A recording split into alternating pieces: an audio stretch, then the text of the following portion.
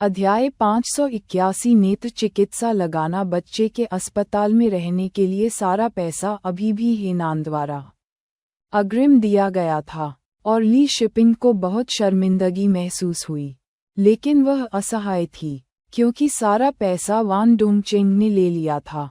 उसके पास पैसे नहीं थे। कोई बात नहीं, हेनान ने उदासीनता से उत्तर दिया और फिर शेन मियामियान से कहा, मैं तुम्हें बाद में लेने आऊंगा। शेन मियामियान ने उसे वार्ड से बाहर निकाला। कोई ज़रूरत नहीं है भाई, मैं शायद 4 बजे के आसपास जा रहा हूँ। मैं अंकल ली के यहाँ रुकूंगा क्योंकि मैं आज नहीं गया। उन्हें चिंता हो रही होगी। आप पूरे दिन कार्यालय नहीं गए हैं और बहुत व्यस्त होंगे। बस अपने काम पर आगे बढ़ें। उसने नान ने अपने होठों को थोड़ा सा सिकोड़ लिया और हल्के से हम के साथ जवाब दिया। बच्ची की मनोदशा में काफी सुधार हुआ था और उसका तापमान धीरे धीरे सामान्य हो गया था। ली शिपिंग उसके साथ खेल रही थी जब उसने शेन मियामियान को हेनान को वापस चलते हुए देखा। उसने आह भरी और धीरे से कहा, मिया, इस बार मैंने अपनी सारी गरिमा खो दी है। अगर मेरे माता पिता को इस बारे में पता चला तो मुझे नहीं पता कि वे कितने परेशान होंगे। सिस्टर शिपिंग, ज्यादा मत सोचो। जब बच्चा बीमार होता है तो एक माँ के रूप में आपके लिए चिंतित होना सामान्य है। शेन मियामियान ने उसे सांत्वना दी, लेकिन ली शिपिंग ने वाक्य बीच में ही रोक दिया। शर्मिंदा महसूस कर रही थी क्योंकि उसके पास बच्चे के इलाज के लिए भी पैसे नहीं थे। शेन मियामियान ने स्वाभाविक रूप से उसकी कठिनाई को देखा और सावधानी से जांच की। सिस्टर शिपिंग, क्या आपके पास हाल ही में पैसे की कमी है? यदि हाँ, तो मुझे बताएं। मैंने कुछ पैसे बचाए हैं और यदि आपको इसकी आवश्यकता है तो मैं इसे पहले आपको उधार दे सकता हूँ। ली शिपिंग प्रभावित हुई, लेकिन उसके पास एक बच्चे शेन मियामियान से ऋण मांगने का साहस कैसे हो सकता था? सारा पैसा डोंगचेंग ने ले लिया था। जब वह वापस आएगा तो मेरे पास पैसे होंगे। इतना कहने के बाद शेन मियामियान और कुछ नहीं कह सकी, लेकिन फिर भी उसने उसे सूक्ष्मता से याद दिलाया। सिस्टर शिपिंग, मैंने एक बार आपके पति को दूसरों के साथ शराब पीते देखा था।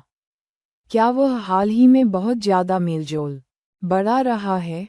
उद्धरण चिन्ह। हाँ, ली शिपिंग ने सिर हिलाया। वह कहते हैं कि ये रात्रिभोज कार्यक्रम हैं जिन्हें वह अस्वीकार नहीं कर सकते। जब भी वान डोंगचेंग के हाथ में पैसा होता था तो वह उसे या तो खाने पीने या घड़ियों और कपड़ों पर खर्च कर देता था। हमेशा ये सुनिश्चित करता था कि वह आकर्षक दिखे। उसकी और बच्चे की कोई परवाह नहीं करता था। ली शिपिंग धीरे धीरे सुन्न हो गई थी। तुम्हारे पति का वेतन उनके फालतू खर्चों को पूरा नहीं कर सकता है ना? शेन मियामियान ने उसे धीरे से याद दिलाया। सिस्टर शिपिंग, मैंने शायद बहुत ज्यादा बोल दिया है। मेरी बात पर बुरा मत मानना। मैं सिर्फ ये सोचता हूँ कि आपके पति का खर्च करने का तरीका सही नहीं है। कोई सीमा नहीं है। बच्चा बड़ा हो रहा है और अधिक खर्च होंगे। यदि आप अपने पति को सारा पैसा देते हैं और वह इसे शराब पीने और खाने पर खर्च करते हैं तो आप और बच्चे ही पीड़ित होंगे। अंत में बच्चे की देखभाल नहीं की जाएगी और कोई बचत नहीं होगी। मैं मान लीजिए जब आपकी सास आएगी तब भी वह घर को ठीक से न चलाने के लिए आप पर दोष लगाएगी। ली परिवार के पैसे का उपयोग करना, ली परिवार के लोगों को धमकाना, यह वान डोंगचेंग की वर्तमान स्थिति थी। जब तक ली शिपिंग ने वान डोंगचेंग के वित्तीय रास्ते को काट दिया, उसका असली रंग और भी तेजी से उजागर हो जाएगा। शेन मियामियान के कुछ शब्दों ने ली शिपिंग की स्थिति को पूरी तरह से समझा दिया। उसकी वर्तमान स्थिति बिल्कुल वैसी ही थी जैसा शेन मियामियान ने वर्णित किया था। उसका सारा पैसा वान परिवार के पास चला गया और अंत में उसे कोई फायदा नहीं हुआ। मियामियान सही था। वह कठिनाई सहन कर सकती थी, लेकिन जैसे जैसे बच्चा बड़ा हुआ, वह उसे भी कष्ट नहीं होने दे सकती थी। अगर कल रात मियामियान और हेनान की मदद नहीं होती, तो उसके पास अस्पताल तक टैक्सी के लिए भी पैसे नहीं होते। बच्चे के मेडिकल बिल की तो बात ही छोड़ दें। मैं अब से डोंगचेंग को सारा पैसा नहीं दूंगा। जैसे जैसे बच्चा बड़ा होता है, खर्चे भी अधिक होते हैं। मुझे हाथ में कुछ पैसे बचाने की ज़रूरत है। बच्चे की बीमारी का ली शिपिंग पर काफ़ी प्रभाव पड़ा। गोल और चौड़ी आंखों के साथ शेन मियामियान ने चंचलता से पूछा, यदि आपका पति आपसे मीठी मीठी बातें करेगा तो आप दोबारा अपना मन नहीं बदलेगी, है ना? उद्धरण चिन्ह। अध्याय 582। यह अच्छा है कि आप अब समझ सकते हैं। उसकी उम्र से अधिक चतुर ली शिपिंग ने बच्चे के सिर को सहलाते हुए धीरे से हंसते हुए कहा, चिंता मत करो, बच्चे की खातिर मैं अब इतना मूर्ख नहीं बनूंगा। सिस्टर शिपिंग, यह अच्छा है कि अब आप इसे समझ गईं। शेन मियामियान ने गपशप का दिखावा किया। मैंने सुना है कि जो लोग अक्सर खाने पीने के लिए बाहर जाते हैं, वे आसानी से संदिग्ध महिलाओं के साथ घुल-मिल जाते हैं। जब कुछ पुरुष एक साथ शराब पीते हैं और एक दूसरे को उकसाते हैं, तो वे कुछ गंदी जगहों पर पहुंच जाते हैं। ली शिपिंग के चेहरे पर मुस्कुराहट जबरदस्ती में बदल गई जब उसने जवाब दिया, डोंगचेंग उस तरह का व्यक्ति नहीं है। हालांकि उसने ये कहा, लेकिन घबराहट में उसके हाथ बच्चे के बालों में फिरने लगे। उसकी अभिव्यक्ति देखकर शेन मियामियान को पता चल गया कि उसके शब्दों का ली शिपिंग पर कुछ प्रभाव पड़ा है। इसलिए उसने विषय को जारी नहीं रखा। एक बार जब एक महिला को संदेह हो जाता है, तो वह शर्लक होम्स की तरह बन जाती है, जो खुद ही सुराग ढूंढने के लिए उत्सुक हो जाती है। ली शिपिंग इतनी बुद्धिमान थी कि अगर वान डोंगचेंग बाहर किसी भी संदिग्ध चीज के बारे में सोचती, तो वह निश्चित रूप से उसका पता लगा लेती। ये दोपहर के 4 बजे के बाद था जब शेन मियामियान अस्पताल से चले गए। जाने से पहले ली शिपिंग ने उससे ली परिवार को बच्चे के अस्पताल में भर्ती होने के बारे में न बताने के लिए कहा, और शेन मियामियान ने सहमति में सिर हिलाया। उसने एक टैक्सी ली और सीधे ली परिवार के घर गई, जहां ली जूलिन और शियुमिन उस दिन शेन मियामियान की अनुपस्थिति पर चर्चा कर रहे थे। स्कूल का सत्र अभी 2 महीने से भी कम समय पहले शुरू हुआ है, और वह पहले से ही सुस्त हो गई है। पहले से शिष्टाचार मुलाकात के बिना भी नहीं आ रही है। यह असभ्य है। शियुमिन ने हंसी दबाने के लिए अपना सिर घुमाया। वेन डोंगचेंग से उसकी जांच करने के लिए कहना फटकार के कारण नहीं, बल्कि चिंता के कारण था। मैं शियाओयू को बाद में फ़ोन करके उसकी जगह पर जाकर देखूंगा कि कहीं उसे किसी चीज़ ने तो नहीं पकड़ लिया है। क्या हो सकता है? ली जूलिन ने हठपूर्वक उत्तर दिया। उसे सहपाठियों के साथ मौज मस्ती, खरीदारी करनी चाहिए। जैसे ही उसके मुंह से ये शब्द निकले थे, तभी दरवाजे से शेन मियामियान की आवाज आई, अंकल ली, आंटी शियू। शेन मियामियान को देखकर शियुमिन की चिंता कम हो गई, और उसने मुस्कुराते हुए कहा, मियामियान, तुम आखिरकार यहाँ आ गए। तुम्हारे अंकल ली बस तुम्हारे आज न आने के बारे में बात कर रहे थे। आंटी शियू, आज सुबह कुछ ऐसा हुआ जिसने मुझे आने से रोक दिया, शेन मियामियान ने माफ़ी मांगते हुए समझाया। क्योंकि स्थिति अचानक उत्पन्न हुई थी, और वह उन्हें सूचित करने में कामयाब नहीं हुई थी।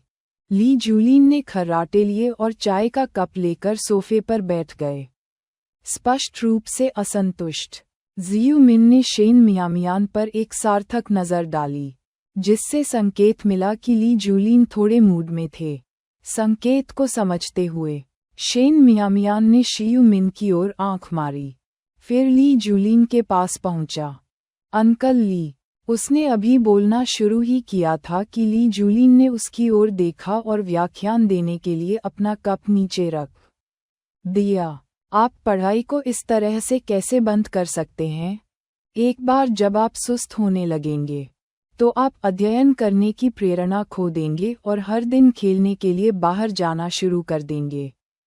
आप हाई स्कूल के सबसे महत्वपूर्ण 3 वर्षों में हैं। आपको कड़ी मेहनत से अध्ययन करना चाहिए और इसे हल्के में नहीं लेना चाहिए। मुझे खेद है, अंकल ली, मैं गलत था। मैं इसे एक सबक के रूप में लूंगा और ऐसा दोबारा नहीं होगा। शेन मियामियान ने बिना किसी बहाने के विनम्रतापूर्वक अपनी गलती स्वीकार की। वह ली जूलिन के स्वभाव को अच्छी तरह समझती थी। जितना अधिक आपने समझाने की कोशिश की, वह उतना ही क्रोधित होता गया। उसे विश्वास हो गया कि आपके पास वास्तविक पश्चाताप की कमी है। उसकी ईमानदारी से स्वीकारोक्ति देखकर ली जूलिन का मूड कुछ हद तक नर्म हो गया। यदि आप वास्तव में नहीं आ सकते हैं तो आपको हमें पहले से बताना चाहिए। ये बुनियादी शिष्टाचार है। यह अचानक था और मैंने इस पर पूरी तरह से विचार नहीं किया। अंकल ली, मैं वादा करता हूँ कि मैं दोबारा वही गलती नहीं करूँगा, शेन मियामियान ने दृढ़ विश्वास के साथ आश्वासन दिया। ली जूलिन को अंततः बेहतर महसूस हुआ और उनका स्वर सामान्य हो गया। आज बहुत देर हो गई है। अध्ययन करने की कोई आवश्यकता नहीं है।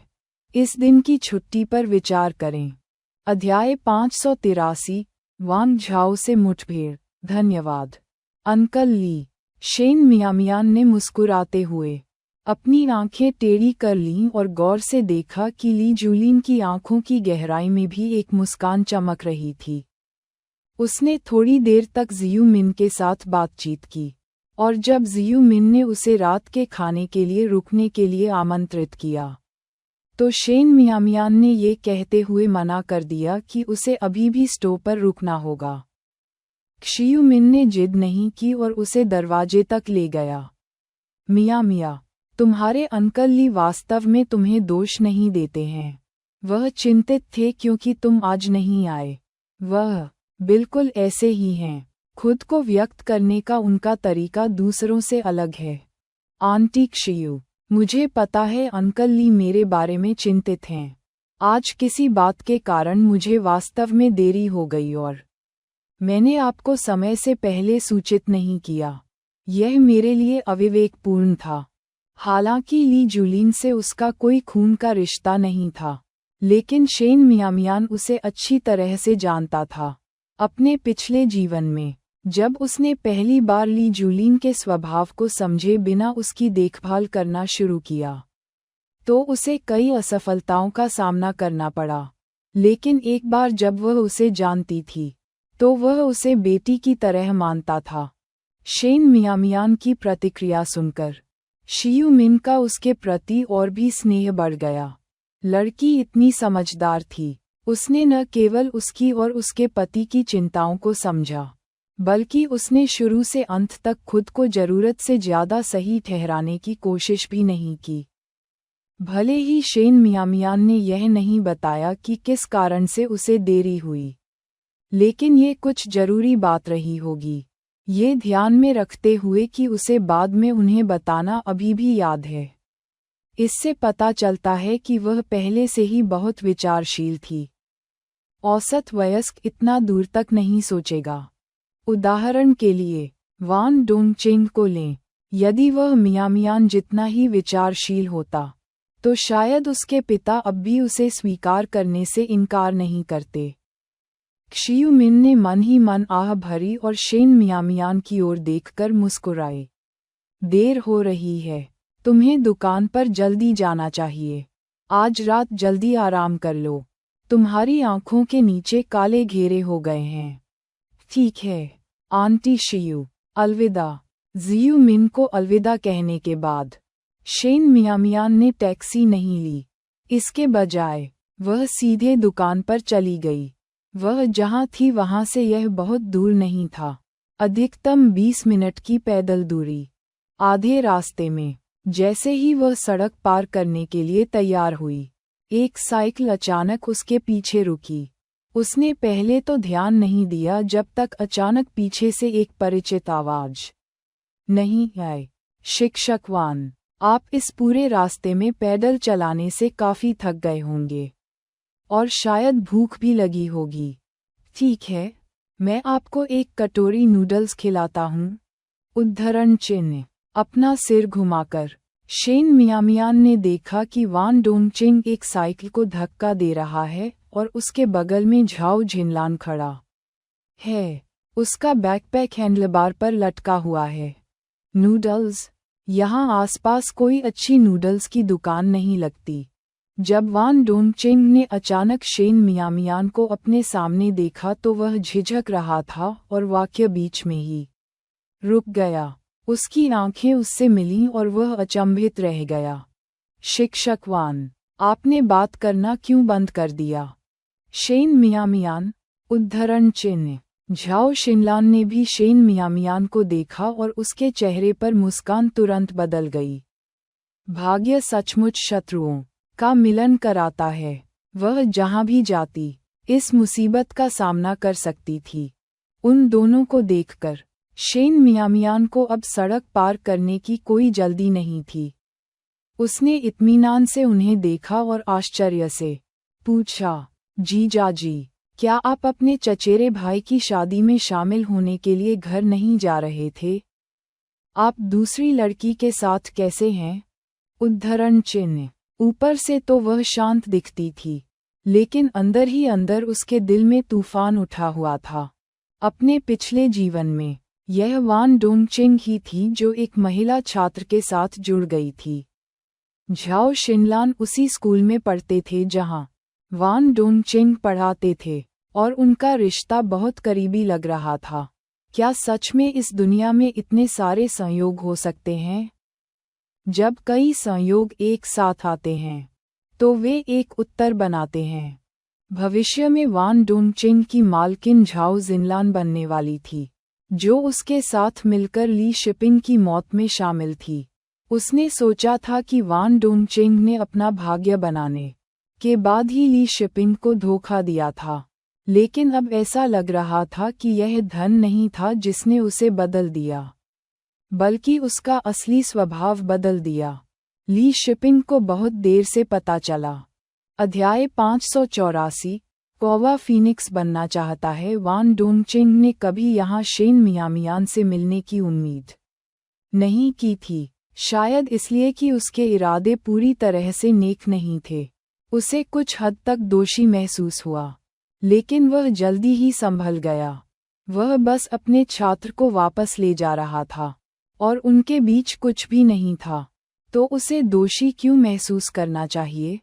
इस तरह सोचते हुए वान डोंगचिंग का आत्मविश्वास लौट आया। शेन मियामियान, उस प्रश्नवाचक लहजे से आपका क्या मतलब है? मैं अभी एक शादी से वापस आया हूँ और यह मेरी छात्रा है। मैं बस वहाँ से गुजर रहा था, इसलिए मैंने उसे लिफ्ट दे दी। क्या कोई समस्या है? उद्धरण चिन्ह। इससे पहले कि शेन मियामियान बोल पाता, झाओ जिनलान मदद नहीं कर सका, लेकिन पूछा, शिक्षक वान, वह आपको जीजाजी क्यों कह रही है? उद्धरण चिन्ह। शेन मियामियान, जो कई महीनों से गायब था, अचानक उसके सामने आ गया था और टीचर वान को जीजाजी कहकर पुकार रहा था। आखिर क्या हो रहा था? शेन मियामियान की स्पष्ट रूप से कोई बहन नहीं थी। झाओ शिनलान को और भी अधिक निराशा इस बात से हुई कि टीचर वान पहले से ही शादीशुदा थे। वह हमेशा सोचती थी कि टीचर वान अभी भी अविवाहित है। एक कौवा फीनिक्स बनने की इच्छा रखता है, वान डोंगचिंग ने मजाक उड़ाया। झाओ शिनलान को उसके शब्दों के पीछे का अर्थ समझ में नहीं आया, लेकिन शेन मियामियान को समझ आ गया। उनके बीच लंबे समय से अनबन चल रही थी और उसने जवाब दिया, सिस्टर शिपिंग के सम्मान में मैं आपको जीजाजी कहती हूँ। अब आप लोगों के शिक्षक हैं, युवाओं को शिक्षित करने के लिए जिम्मेदार हैं। आपको अपने शब्दों पर सावधानी से विचार करना चाहिए। क्या वह ये कह रही थी कि उसका चरित्र त्रुटिपूर्ण था? एक युवा लड़की, जो पूरी तरह वयस्क भी नहीं हुई थी, को उसे उपदेश देने का क्या अधिकार था? वान डोंगचेंग का चेहरा काला पड़ गया। शेन मियामियान, एक पल के लिए भी यह मत सोचिए कि सिर्फ इसलिए कि आप ली यू को अपने शपथ ग्रहण भाई के रूप में पहचानते हैं, आप वास्तव में ली परिवार का हिस्सा हैं। मैं जो करता हूँ उससे आपका कोई लेना देना नहीं है। आप इसके बारे में बहुत ज़्यादा सोच रहे हैं। मुझे आपके गंदे मामलों में दखल देने में कोई दिलचस्पी नहीं है, शेन मियामियान ने जवाब दिया। उसकी नज़र झाओ शिनलान पर पड़ी और एक रहस्यमय मुस्कान दिखाई दी। सिस्टर शिपिंग और बच्चा अभी अस्पताल में हैं। अगर आपको अभी भी याद है कि आप पिता हैं, तो आप उनसे मिलने जाना चाहेंगे। उद्धरण चिन्ह। ये सुनकर कि बच्चा अस्पताल में है, वान डोंगचेंग का रंग बदल गया और उसकी आंखों में घबराहट की झलक दिखाई दी। बच्चे को कल अस्पताल में भर्ती कराया गया होगा और आज भी वहीं था, जिसका मतलब था कि स्थिति गंभीर थी। लेकिन इस समय उनकी चिंता बच्चे के लिए नहीं थी। शेन मियामियान, मैं आपको सलाह देता हूं कि भविष्य में जब आप ली परिवार के यहाँ हों तो अपना मुंह बंद रखें। जाने कि क्या कहा जाना चाहिए और क्या अपने तक ही सीमित रखा जाना चाहिए। ली जूलिन के गुस्से को देखते हुए, अगर ली परिवार को पता चला कि बच्चा अस्पताल में है और वह एक छात्रा के साथ घर लौट आया है, तो वह निश्चित रूप से क्रोधित हो जाएगा। शेन मियामियान ने व्यंग्यपूर्वक हंसते हुए कहा। मुझे लगा कि जीजाजी डरते नहीं थे। इतना कहकर वह मुड़ी और चली गई। वान डोंगचेंग का चेहरा गुस्से से लाल हो गया। ये शेन मियामियान, जो इतना छोटा है फिर भी इतना ढीठ है, ने उसके चेहरे पर जरा भी शर्म नहीं छोड़ी। शिक्षक वान, आखिर क्या हो रहा है? झाओ शिनलान, अपनी बदली हुई अभिव्यक्ति से बेखबर, इस बात में व्यस्त था कि शेन मियामियान वान डोंगचेंग से क्यों जुड़ा था और वह शेन मियामियान को रोकने के लिए बेताब था। वान डोंगचेंग ने खुद को संभाला और समझाया, वह मेरी भाभी की छोटी बहन है। उपहास के साथ उन्होंने कहा, छोटी बहन की कसम हो, उनका रिश्ता उतना सरल नहीं है। झाओ शिनलान ईर्ष्या से भर गया था। शेन मियामियान इतना भाग्यशाली कैसे हो सकता है? न बेचा जाना एक बात थी, लेकिन टीचर वान के परिवार के साथ संबंध रखना भी एक बात थी। नहीं, टीचर वान और उनके परिवार को नहीं पता होगा कि शेन मियामियान वास्तव में किस तरह का व्यक्ति था। वह शेन मियामियान का असली चेहरा उजागर करने के लिए कृतसंकल्प थी। शिक्षक वान, शेन मियामियान के बारे में कुछ बातें हैं जो आप निश्चित रूप से नहीं जानते हैं, है ना? उद्धरण चिन्ह। वान डोंगचेंग का मन चकरा गया। आओ, मुझे बताओ।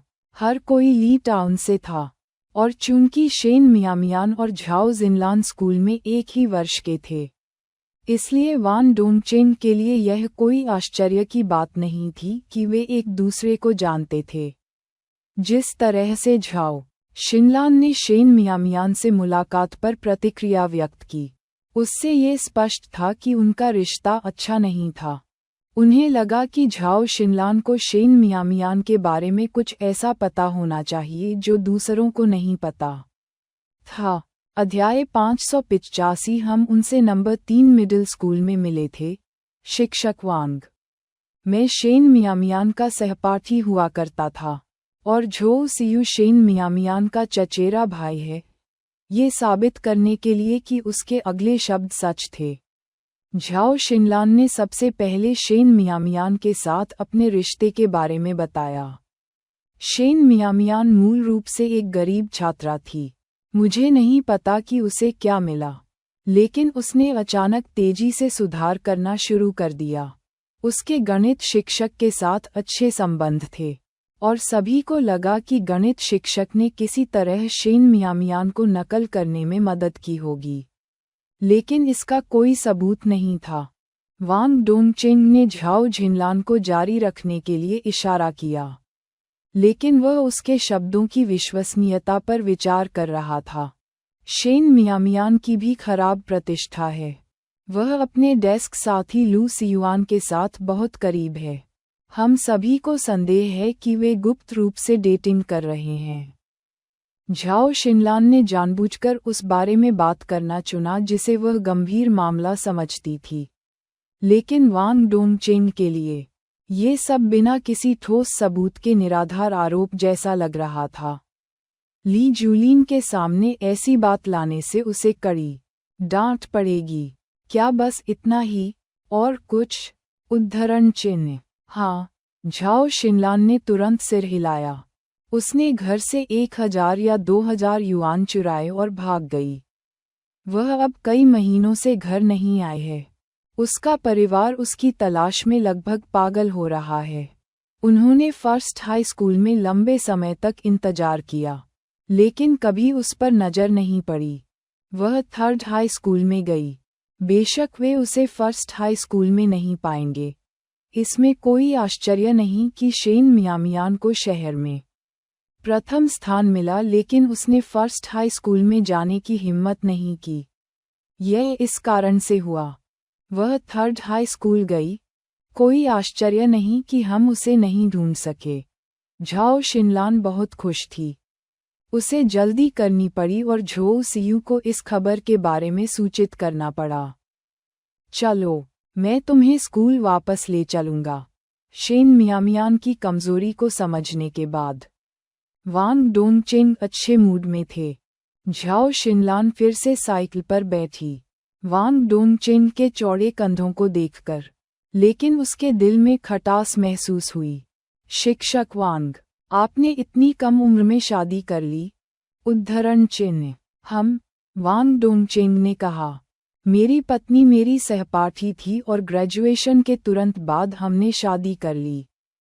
और भी अधिक खट्टा महसूस करते हुए झाओ जिनलान ने जानबूझकर पूछा, तो फिर आपके और आपकी पत्नी के बीच अच्छे संबंध होने चाहिए, है ना? उद्धरण चिन्ह। जब हम स्कूल में थे तब हम बहुत अच्छे थे। शादी के बाद वह बिल्कुल अलग इंसान बन गई। हमेशा झगड़ती रहती थी। मैं आमतौर पर घर नहीं जाना चाहता और वह मेरे परिवार के साथ भी नहीं मिलती। बीच में फंसे रहना काफी मुश्किल है। शिक्षक वांग उसके साथ इन चीजों के बारे में बात करने को तैयार थे। क्या इसका मतलब ये था कि वह उसे एक बाहरी व्यक्ति के रूप में नहीं देखता था? झाओ शिनलान को लगा कि वांग डोंगचेंग के साथ उसका रिश्ता अन्य छात्रों की तुलना में थोड़ा घनिष्ठ था, और वह इस विचार से गुप्त रूप से प्रसन्न हुई। शिक्षक वांग, यह आपकी पत्नी है जो यहाँ गलत है। एक बहू के रूप में उसे सम्मानजनक होना चाहिए और बुजुर्गों की देखभाल करनी चाहिए और उनके साथ रहने का प्रयास करना चाहिए। एक अच्छी पत्नी यही करती है। अगर वह आपकी तरह समझदार होती तो मुझे बहुत कम परेशानी होती, वांग डोंगचेंग ने कहा। झाओ शिनलान ने वांग डोंगचेंग के शब्दों को प्रशंसा के रूप में लिया और उनका दिल संतुष्टि से भर गया। स्कूल में अन्य लोगों द्वारा उसके साथ उसकी मुठभेड़ को गलत समझे जाने के डर से वांग डोंगचेंग उसे केवल स्कूल के पास एक जगह पर ले गया। एक दूसरे को अलविदा कहने के बाद झाओ जिनलान जल्दी से छात्रावास में वापस आ गए। झोउ सियू और तियान कैयान बिस्तर पर झुककर एक उपन्यास पढ़ रहे थे। वह उनके पास गई और एक झटके से उपन्यास बंद कर दिया। सियू, मुझे तुमसे कुछ कहना है। क्या बात है? आप बहुत उत्तेजित लग रहे हैं। झोउ सियू वास्तव में अपनी किताब का आनंद ले रही थी और वह थोड़ी नाराज थी कि इसे अचानक बंद कर दिया गया था। मेरी मुलाकात शेन मियामियान से हुई। क्या आप जानते हैं कि वह अब कहाँ पढ़ रही है? उद्धरण चिन्ह। Third high school, Zhou see you ने कहा। झाओ शिनलान ने आश्चर्य से उसकी ओर देखा। तुम्हें कैसे पता? उद्धरण चिन्ह। हम थर्ड हाई स्कूल में उससे मिले। इस बार तियान कैयान बातचीत में शामिल हो गया। झाओ शिनलान। इतना सब कुछ होने के बाद वह लूप से बाहर होने वाली अकेली थी। झो सियू ने घड़ी की ओर देखा। लगभग 5 बज रहे थे। वह अपने बिस्तर से उठी और अपने जूते पहनकर बोली, मैं शौचालय का उपयोग करने जा रही हूँ।